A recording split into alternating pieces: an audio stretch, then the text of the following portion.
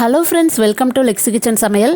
Lexi kitchen சமையலுக்கு support பண்ணுற எல்லாருக்குமே ரொம்ப நன்றி. இன்றைக்கி நம்மளோட சேனலில் mango juice, banana milkshake, jackfruit juice எப்படி செய்யலாங்கிறத இந்த வீடியோவில் பார்க்கலாம். இந்த வீடியோவை ஸ்கிப் பண்ணாமல் முழுசாக பாருங்கள்.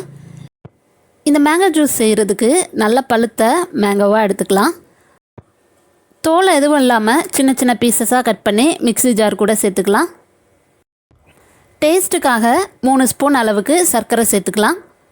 உங்களுக்கு நாட்டு சர்க்கரை சேர்க்க விருப்பம் இருந்தால் நாட்டு சர்க்கரை கூட சேர்த்துக்கலாம், அதுவும் ரொம்பவே நல்லாயிருக்கும். சேர்த்ததுக்கப்புறமா இது கூட ஐஸ் கட்டிகளை சேர்த்துக்கலாம். உங்களுக்கு எந்த அளவுக்கு ஐஸ் கட்டி வேணுமோ அந்தளவுக்கு நீங்கள் சேர்த்துக்குங்க. சேர்த்ததுக்கப்புறமா கொஞ்சமாக தண்ணி சேர்த்துட்டு நல்லா நைஸாக அரைச்சி எடுத்துக்கலாம். அவ்வளோதான், சூப்பரான ஹோம்மேட் மேங்கோ ஜூஸ் ரெடி ஆயிடுச்சு. நீங்களும் இதே மாதிரி ஒரு தடவை ட்ரை பண்ணி பாருங்கள். கடைசியாக ஒரு புதினா இலையை சேர்த்துக்கலாம். அடுத்ததை நாம் ரொம்பவே சூப்பரான ரொம்பவே ஹெல்த்தியான பனானா மில்க் ஷேக் எப்படி செய்யலாங்கிறத இந்த வீடியோவில் பார்க்கலாம். இந்த பனானா மில்க் ஷேக் செய்கிறதுக்கு பனானாவை நல்ல தோல் எதுவும் இல்லாமல் சின்ன சின்ன பீசஸாக கட் பண்ணி எடுத்துக்கலாம். இந்த மாதிரி சின்ன சின்ன பீசஸாக கட் பண்ணிக்கலாம். கட் பண்ணி எடுத்த பனானாவை மிக்ஸி ஜார் கூட சேர்த்துக்கலாம். சேர்த்துட்டு அது கூட இனிப்புக்கு 4 ஸ்பூன் அளவுக்கு சர்க்கரை சேர்த்துக்கலாம்.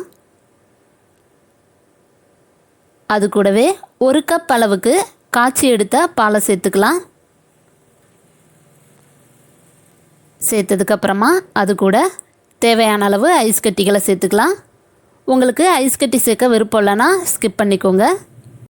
இப்போ நல்லா நைஸாக அரைச்சி எடுத்துக்கலாம்.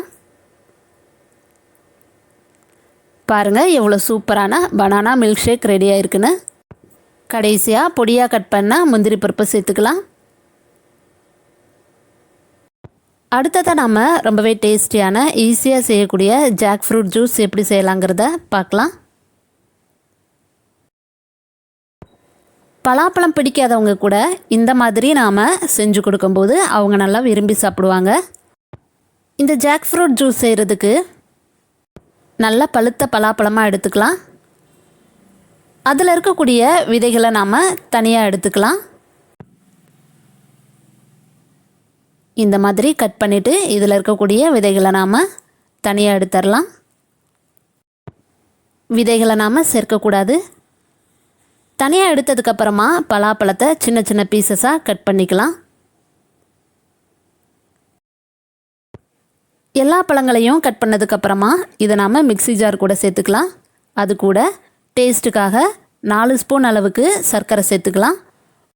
சர்க்கரைக்கு பதிலாக நீங்கள் நாட்டு சர்க்கரை சேர்த்தாலும் ரொம்பவே டேஸ்ட் நல்லாயிருக்கும்.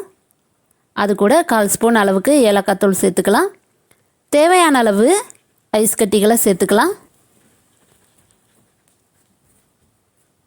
சேர்த்துட்டு நல்லா நைஸாக அரைச்சி எடுத்துக்கலாம்.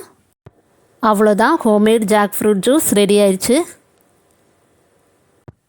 கடைசியாக பொடியாக கட் பண்ண பலாப்பழத்தை சேர்த்துக்கலாம். நீங்களும் இதே மாதிரி ஒரு தடவை ட்ரை பண்ணி பாருங்கள். இந்த வீடியோ உங்களுக்கு பிடிச்சிருந்தா லைக் பண்ணுங்கள், ஷேர் பண்ணுங்கள். லெக்ஸி கிச்சன் சமையலுக்கு சப்ஸ்கிரைப் பண்ணுங்கள். தேங்க்ஸ் ஃபார் வாட்சிங்.